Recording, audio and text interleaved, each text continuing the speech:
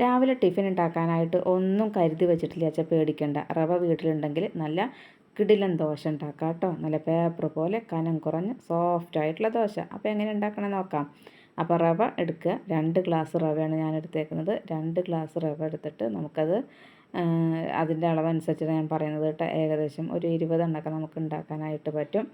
അപ്പോൾ ഞാൻ അതേ ഒരു പാത്രത്തിലേക്ക് 2 ഗ്ലാസ് റവ ഇട്ട് കൊടുത്തിട്ട് 1 ഗ്ലാസ് വെള്ളം ഒഴിച്ച് കൊടുത്തിട്ട് നന്നായി ഒന്ന് ഇളക്കി വയ്ക്കുകയാണ്. ഒരു 10 മിനിറ്റ് ഇട്ട് ഒന്ന് കുതിരാനായിട്ടാണ്. അതിന് ശേഷം മിക്സർ ജാറിലേക്ക് ഇട്ട് കൊടുത്തിട്ട് നമുക്കത് അരച്ചെടുക്കാം. അപ്പോൾ മിക്സർ ജാറിലേക്ക് ഇട്ടിട്ട് നമുക്ക് ഈ റവ ഇട്ട് കൊടുത്തതിന് ശേഷം ഒരു മുട്ടയും അതിലേക്ക് പൊട്ടിച്ചൊഴിച്ചു. എന്നിട്ട് നമുക്ക് ആവശ്യത്തിനുള്ള ഉപ്പും അതുപോലെ വെള്ളം ചേർത്തിട്ട് നമുക്ക് അരച്ചെടുക്കാം. സാധാരണ ദോശമാവിൻ്റെ അതേ പരുവത്തിൽ തന്നെ നമുക്ക് അരച്ചെടുക്കാം. ആ വെള്ളം ചേർത്തത് കൂടാതെ തന്നെ മിക്സർ ജാറും ഒന്ന് കഴുകി ഒഴിച്ചിട്ടുണ്ട്. അപ്പോൾ ഈ ഒരു പരുവത്തിലാണ് നമുക്കിത് വേണ്ടത്. ഇനി ഇതിലേക്ക് നമ്മുടെ കറിവേപ്പില ചെറുതായി അരിഞ്ഞതും അതിലേക്ക് ഇട്ട് കൊടുക്കാം. ഒരു തണ്ട് കറിവേപ്പില. നിങ്ങൾക്ക് ക്യാരറ്റും ബീൻസും വേണമെങ്കിൽ ചേർക്കാം കേട്ടോ. അതിനുശേഷം നമ്മൾ സാധാരണ ദോശ ചുടുന്നത് പോലെ ചുട്ടെടുക്കുകയാണ്.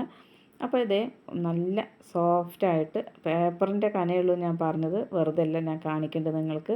അത്രയും കനം കുറഞ്ഞ ദോശയാണ്. ഇതിന് നിങ്ങൾക്ക് മുട്ട റോസ്റ്റോ ചിക്കൻ കറിയോ അല്ല ചമ്മന്തി, സാധാരണ നാളികേര കട്ട ചമ്മന്തി ആണെങ്കിലും കുഴപ്പമില്ല. ഞാൻ തക്കാളിയും സബോളയും കറിയാണ് ഉണ്ടാക്കിയേക്കുന്നത് കേട്ടോ.